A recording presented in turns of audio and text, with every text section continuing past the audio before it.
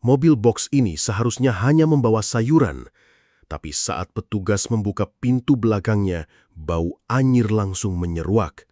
Bukan kol, bukan wortel, tapi kantong-kantong berisi ginjal manusia. Ya, Anda tidak salah dengar. 30 ton ginjal manusia. Diduga milik para TKI yang hilang kontak, diselundupkan lewat jalur distribusi sayur menuju Kamboja. Siapa dalang di balik sindikat kejam ini?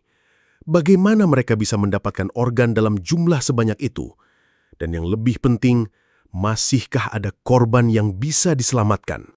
Bersiaplah, karena apa yang akan Anda lihat di video ini bisa jadi adalah kenyataan paling kelam tentang nasib TKI di luar negeri.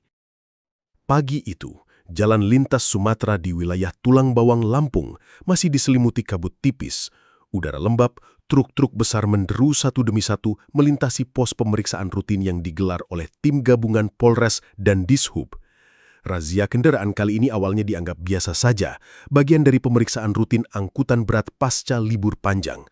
Namun tidak ada satupun petugas yang menyangka bahwa dalam waktu kurang dari 1 jam, mereka akan menemukan salah satu penemuan paling mengerikan sepanjang sejarah kriminal di Indonesia. Salah satu truk box yang diberhentikan menarik perhatian karena rutenya tidak lazim.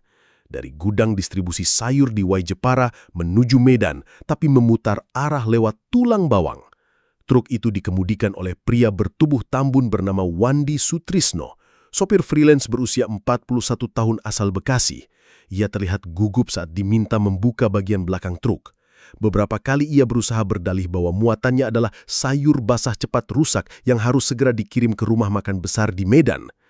Namun kecurigaan petugas meningkat saat mereka mencium aroma tajam yang tidak biasa. Bukan bau sayur basi, melainkan seperti logam bercampur amis menyengat. Saat pintu box dibuka, bau busuk langsung menyeruak kuat. Petugas mundur spontan. Di dalam truk bukan tampak sayur mayur, melainkan puluhan kotak pendingin besar bertuliskan label palsu seperti frozen fish dan perishable item. Salah satu petugas memberanikan diri membuka salah satu box dengan pisau lipat. Di dalamnya tersusun 3 kantong plastik transparan berisi organ tubuh manusia. Ada yang masih lengkap dengan label medis bertuliskan golongan darah dan kode barcode.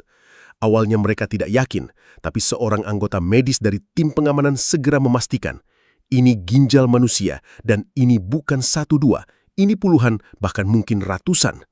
Petugas segera mengamankan truk dan menggiring Wandi ke kantor polisi terdekat untuk diinterogasi. Truk dibawa ke Mapolres Tulang Bawang dengan pengawalan ketat.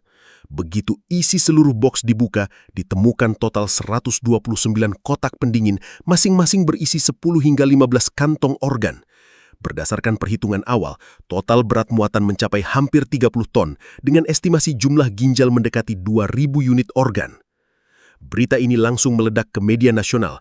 Tajuk utama koran pagi esoknya penuh dengan headline seperti mobil sayur bawa ginjal manusia, ritual iblis di jalan lintas Sumatera, dan tragedi TKI ginjal dijual, nyawa dibuang. Sosial media dipenuhi amarah. Keluarga TKI yang kehilangan kabar anak mereka mulai resah.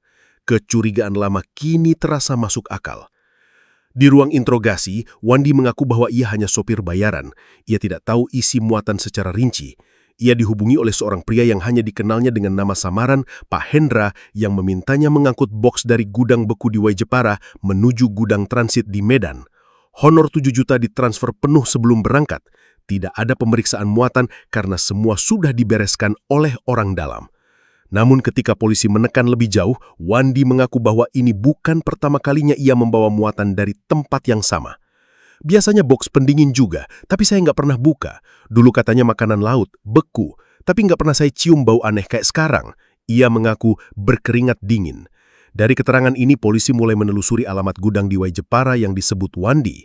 Tim segera dikerahkan dipimpin oleh AKP Rian Wahyudi dari Reskrim Polres Tulang Bawang.